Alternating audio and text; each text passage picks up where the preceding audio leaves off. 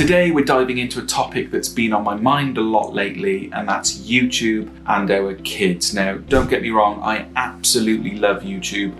So does our 6-year-old.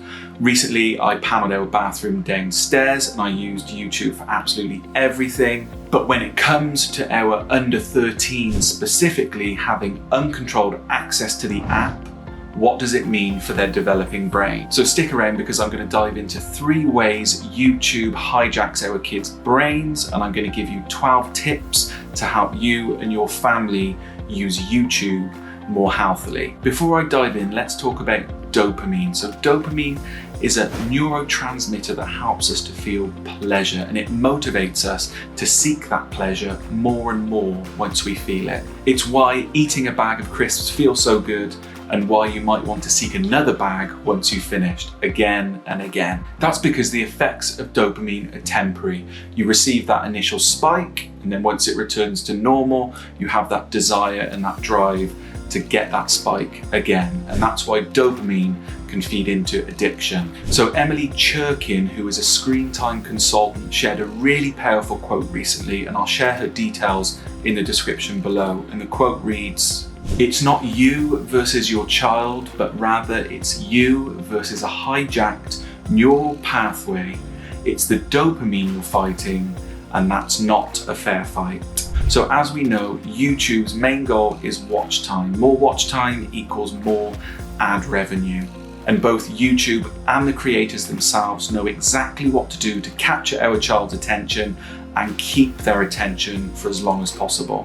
So let's break down 3 ways in which they do this. Number 1, and that's continuous stimulation. Using the autoplay function, YouTube has your child's next video ready before their current video is even finished. And the scary thing is, YouTube knows exactly what your child wants to watch before they even do. They monitor your child's watch time, they monitor how long they're engaging with the video, what videos they're watching, the thumbnails they're clicking. Everything is thrown into the algorithm, and the perfect video for your child to engage with is ready before their existing video is even finished. The problem is that continuous stimulation continues to spike your child's dopamine and gets them hooked on the videos that YouTube knows they want to watch. From unboxing toys to playing video games to pranking friends, each video is optimized to keep our kids engaged. Rapid scene changes, loud noises, emojis, B-roll footage,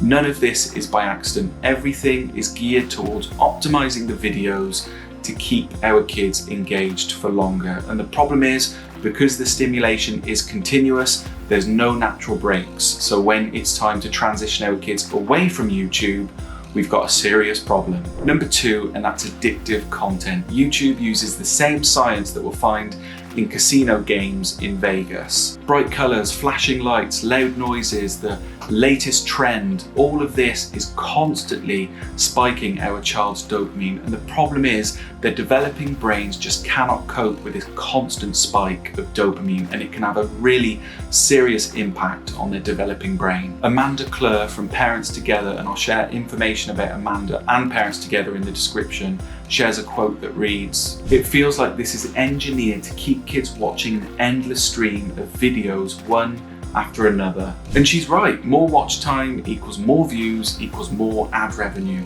It's a continuous cycle that of course benefits creators financially, but it's a cycle that can be very harmful to our children. Number 3, and that's fear-inducing content. So think prank videos, dangerous stunts, YouTubers encouraging people to do certain things for money.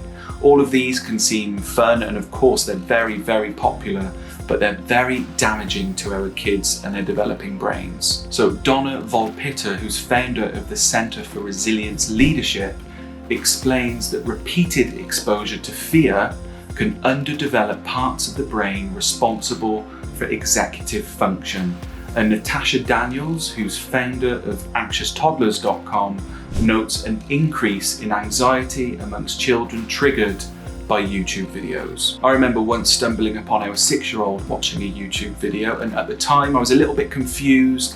It seemed fun, it seemed jokey, but essentially a YouTuber had broken into their friend's house, smashed up their living room, then hid behind the sofa for when they arrived home, and it all was sort of a joke and a laugh And I was just left puzzled and confused, and of course it was entertaining, but the concept was just ridiculous. But that YouTuber had 17 million subscribers. That video had over 20 million views. And having done my due diligence and my research, it appears that that particular video generated somewhere between $150,000 and $200,000 in ad revenue. And it's at that point, it just clicked. I get it, I understand. And of course, these YouTubers are well within their right to create these videos, but it's on us as our parents, especially when we're talking about our under 13s, is uncontrollable access to the app right? Because these are the videos that are keeping people watching for longer. These are the videos that are generating the most ad revenue, and these are the videos that eventually your children will stumble upon after recommendation upon recommendation, because they're the ones that are addictive, and they're the ones that will draw our kids in and get them watching for longer. And just a reminder, this isn't a video to encourage parents to stop their kids watching YouTube. This is just a reminder to manage and monitor their usage, certainly when we talk about our under 13s having uncontrollable access to this app.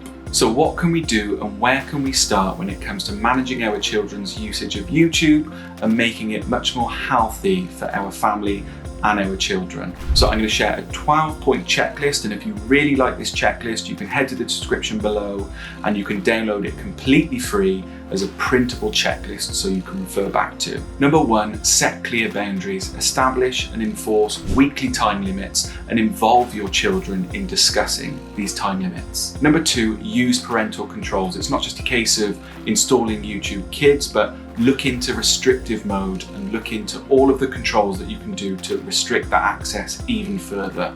Number 3, sync YouTube from your phone to the telly, so you can select a program on YouTube on your phone with your child and then fire that to the telly for them to watch without having that continuous stream and that continuous stimulation of videos. Number 4, turn off autoplay. Number 5, monitor viewing history. Number 8, and this seems like an obvious one, set a good example. It can be really difficult when we're telling our children no screen time, no YouTube, and we're there holding our phone, scrolling Instagram. So model the behavior you want to see. Number 9, and that's educate your child on content awareness. Talk to them about YouTube, talk to them about the different types of videos that they might watch on YouTube and the impact those videos can have. Number 10, create screen-free zones around the house. Number 11, and this is reiterating points 1 and 6, involve your child in all of these decisions, creating boundaries and creating the schedule. Number 12, regularly review and adjust all of the below, and again, involve your child in this. As mentioned, I've put all of these points in a free printable checklist which you can download by clicking the link below. I really hope you've enjoyed this video. Again, this isn't about boycotting YouTube, this is about raising awareness and encouraging parents to work with their children, specifically when we talk about under 13s having uncontrolled access to the app. Thanks for watching.